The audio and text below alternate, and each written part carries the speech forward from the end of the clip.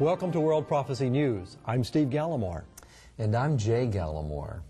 Today we want to talk about the impact on religious freedom, freedom of speech, freedom of assembly, freedom of press that's been impacted by cartoons, particularly the ones from Europe that have portrayed the prophet Muhammad. It's of course raised a great deal of distress in many Muslim countries.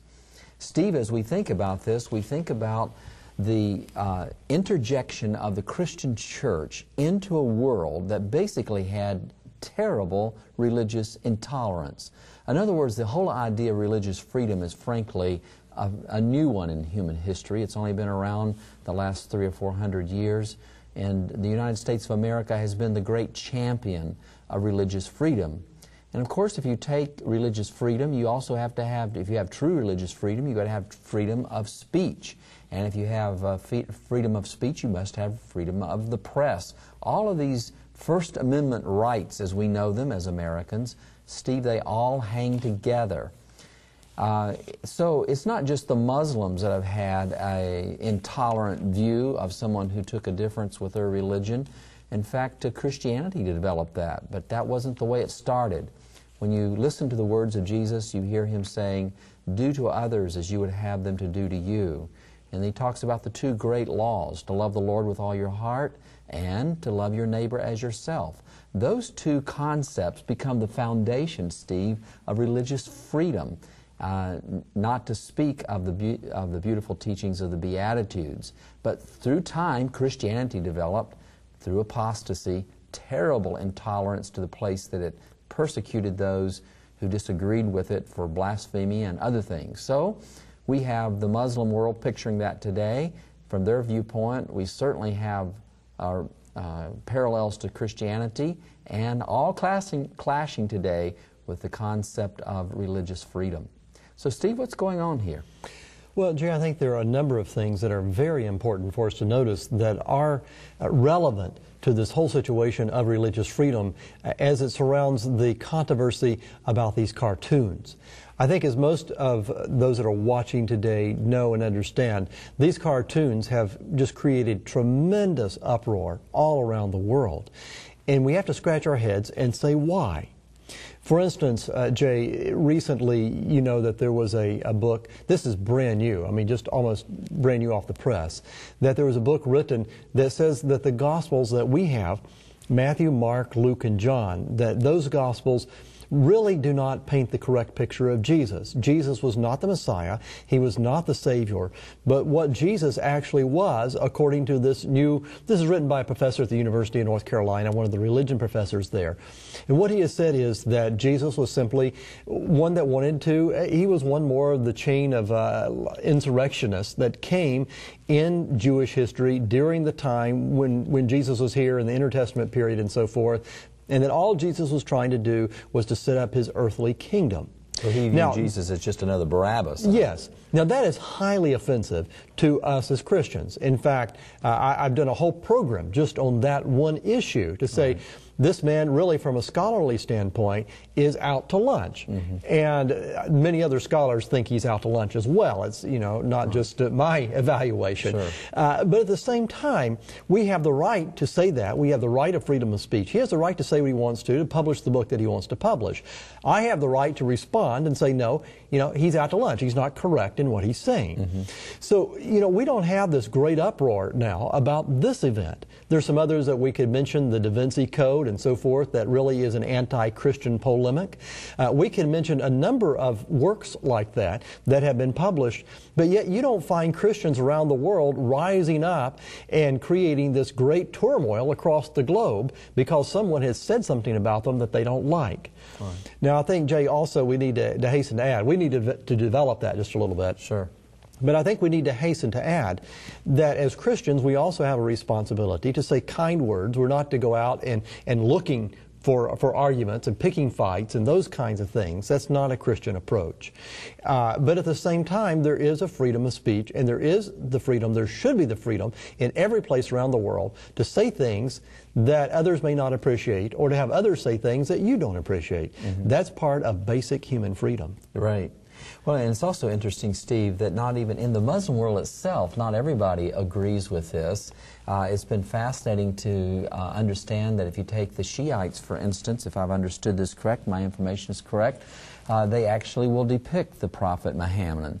And in places in Iran, you can find many depictions of their prophet, and other places in the Muslim world. So even the Muslim world is divided over this issue as to whether you would portray or how much you would portray the prophets. Certainly, very religious leaders in the Muslim world have their pictures plastered in many, many places over their countries.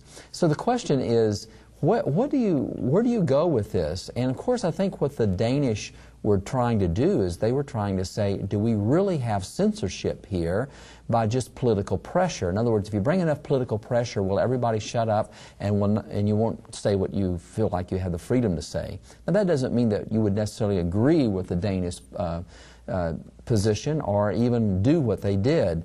But the question is, Steve, do we have the right to do it, or should we have the right to do it? And if you make blasphemy against somebody's religion, whether it's Christian or Mohammedan or Hindu or any other, if you make blasphemy against the law and you punish people for that, where does that stop? And who defines what blasphemy is? And at that moment, don't you put somebody else's religion in charge of your life? And at that moment, then you lose religious freedom. Well, I think, Joe, we need to put some of this in context. Just a moment ago, you referred to the issue that during the Middle Age period, that we had the same issue in Christianity, where Christianity trying to shut down, close down any kind of freedom of speech. Thankfully, by God's grace, that has changed, and now we do have freedom of speech in most of the Western countries and many of the other countries. We can think of Japan and many other countries around the world where there is freedom of speech, where people can believe what they want to, they can say what they want to say. But we need to put this, once again, in some kind of context, and that is in many of these Muslim countries, they, of course, do not have freedom of speech, but it's more than that. They have anti-blasphemy laws.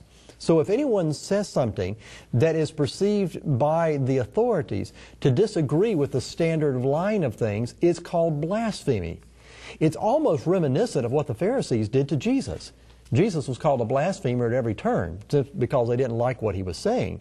But they have these anti-blasphemy laws. Now, what is taking place here? By the way, these anti-blasphemy laws, I mean, this is not a simple thing. We're not talking about a misdemeanor. Yeah. They put people to death for routinely for saying things that they believe are outside the official party line of what their religion should say. Thousands have been put to death in certain Middle East countries. Thousands have been put to death. I mean, this in is recent years. Yes, and this is a serious issue. You think of Simon Rushdie, and some of the others that have had their lives on the line for saying things that this particular religious group doesn't like, or at least parts of that religious group doesn't like. And so now these countries that have those kinds of laws, those people are coming back, in this case with what happened in Denmark, and they are saying, okay, listen, what we're going to do is we're going to impose our restrictions on you. Because we don't have freedom in our country, you can't have it either. Yeah, that's very, very fascinating. You know, Steve, we can go back to the old Soviet Union, for instance, and while they didn't have, quote, blasphemy laws, in a sense they did. If you spoke against the government, you could get in prison. Who knows how many thousands of people lost their lives in the old Soviet Union, maybe millions, because they didn't go along with the government and spoke out against it. So it's blasphemy in a different context, but it's still the same old thing, which comes back to the fact that if you don't have that freedom, you can certainly get persecution very, very quickly and very unhappily. Well, this is one reason, of course, it has been so difficult, so challenging to even share the gospel of Jesus in some of those Middle Eastern countries, is because, I mean, they're so restrictive and repressive of their own people. And I think we need to hasten to indicate, Jay, this is not a political program. We're not talking about politics. Right. We're simply talking about the freedom, especially the freedom of religion, the freedom of expression. And I think it has serious implications for those of us that are in the Western world. Because if the Western world says, okay, yeah, just to keep from creating a controversy, what we're going to do is we are going to say, we shouldn't do this.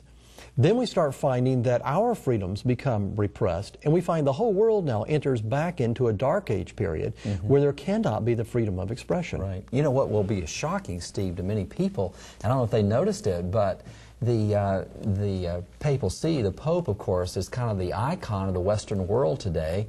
And he actually came out on the side of the Muslims. He actually spoke against Denmark and the Danish issues of freedom of religion and freedom of speech, I should say, and said they should be restricted. That was kind of interesting. Our own administration actually came out on that side and then changed its tune later because I think they began to see where that was going to take them. So that shows once again it's not just a Muslim issue. Here you have the Pope, the icon of the Western world, basically taking the same position as the Muslims, that it should be against the law to be able to have freedom to speak out against somebody else's religion. And again, I want to say as a Christian, we should be very careful about that. But governments should encourage tolerance, but they should protect everybody's right to be different and to say, hey, I don't like your religion, and to speak, or I don't like the Lord, or to speak against whatever they want to speak against. If you don't have that, you cannot have an honest search for truth. Yeah, I think is one thing, Jay. Maybe there's something else that we should add, and that is, let's say that a certain group of people did not like what this artist did in drawing these cartoons. Right. Do they have the right to express their displeasure? Well, certainly they do within civilized law. Do they have the right to say, we don't like this, or to walk down the street and hold a placard saying, I don't like this? Well, I think all of us would support that in saying that everyone has the right of the freedom of speech. And this is the point. And what is ironic about this is that those that were protesting and causing even a lot of criminal activity in some of these Western democracies over this issue were using the freedom of speech to try to suppress the freedom of speech. That's right.